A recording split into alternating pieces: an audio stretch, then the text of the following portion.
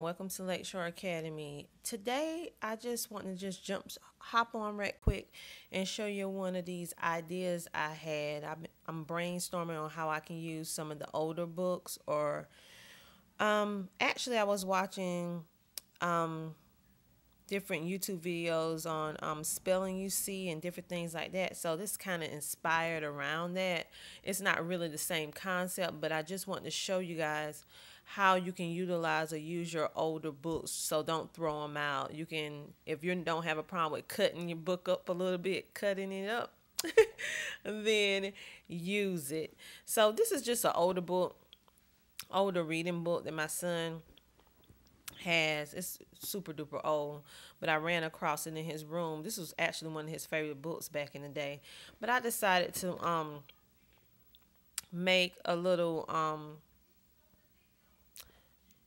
I don't even know what I'm gonna call it yet, but at any rate, what I liked about this particular book is that it had like different language art concepts and different poems and different nice little poems. It has stories as well, but I just liked the different little things that was in it.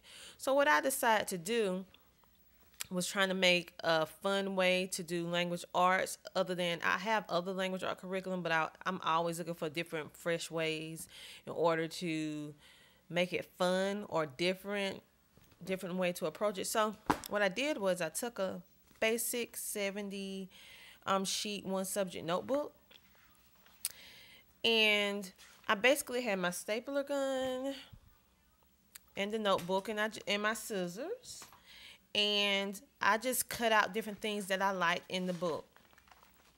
So right here it's talking about the language arts concept that I cut out this book. It talks about sentences. So what I'm gonna do, I'm just gonna have him build on it. My daughter and my son build on this, like they know what a sentence is, but I want them to build greater sentences. So they're gonna see an example. They can actually flip it up and write different things, and then it has an example. And of course, they can build on it as well. And I make sure I keep it in such a way that they can flip it up and really get the full use of the paper. So then I flip it over, and this one is talking about subjects. And this, mind you, this came out of this older school textbook. Same thing going on here with the subject, and then they can actually write different stuff, look up different stuff in their other language arts books and incorporate it. Write sentences. Those are pretty simple, but they can actually build on and write more sentences.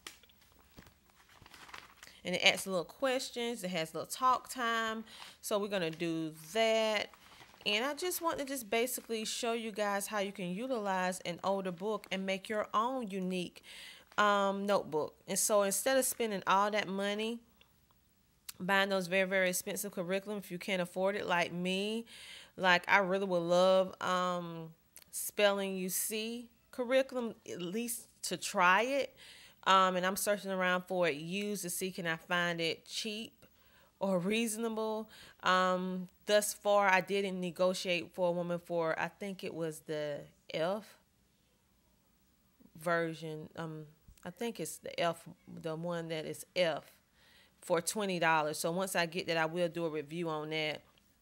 But usually that curriculum runs about $51, $57 per curriculum, and it's 7 different levels for spelling you see. So when you add all that up, it can come up to like almost $300. So I don't have this, so I have to be creative and buy it used, or make up my own stuff. So I just want to give you guys some ideas on what you can do with some older books and make some pretty neat,